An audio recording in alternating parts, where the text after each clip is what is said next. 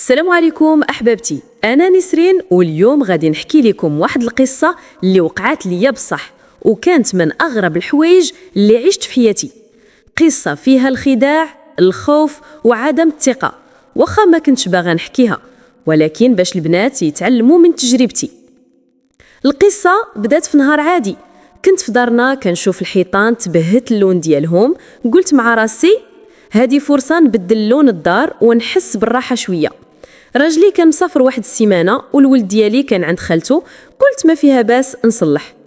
سولت الجارة ديالي على شي صباغ مزيان، قالت لي كاين واحد الولد سميتو حميد، خدام زوين وديما كيجي صبغ عند الناس في الحومة.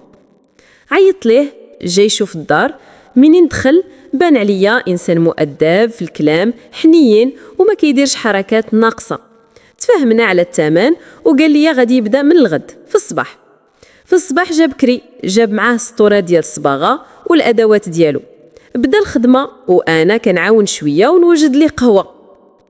منين دخلت ليه القهوه قال لي تبارك الله نسرين، الدار زوينه بزاف وبنتها زوينه اكثر.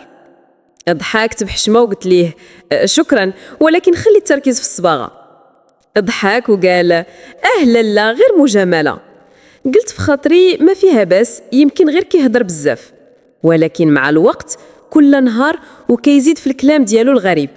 مره يقول لي راكي زوينه بزاف، راجلك محظوظ بك. مره يقول لو كنت انا بلاصتو ما نخليكش تصبغي بوحدك. بديت نحس بالضيق ولكن ما بغيتش نخلق المشاكل، قلت غير نكمل معاه حتى يسالي ونتهنى. نهار الثالث جا وقال لي اليوم خاصني نبدل الحوايج حيت الصباغه طاحت عليا. قلت ليه الحمام تماك وخذ الفوطه. مشيت نجيب الفوطه، منين رجعت لقيته واقف بلا تيشيرت. تصدمت وقلت ليه واش ما كيتخجلش، هادي دار الناس.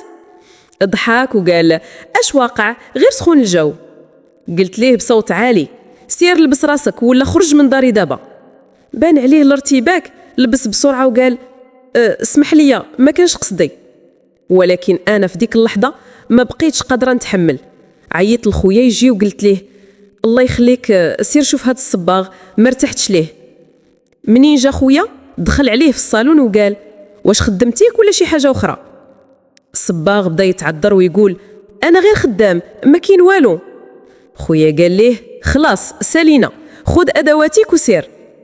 خرج الصباغ وهو مطقطق الراس وانا كنت رجفه من الخوف والغضب، ما كنتش مصدقه اللي وقع. من بعد قلسنا انا وخويا وقلت له ها شنو كيوقع في زماننا، حتى الخدامين اللي كندخلوهم لدارنا ولاو خطر.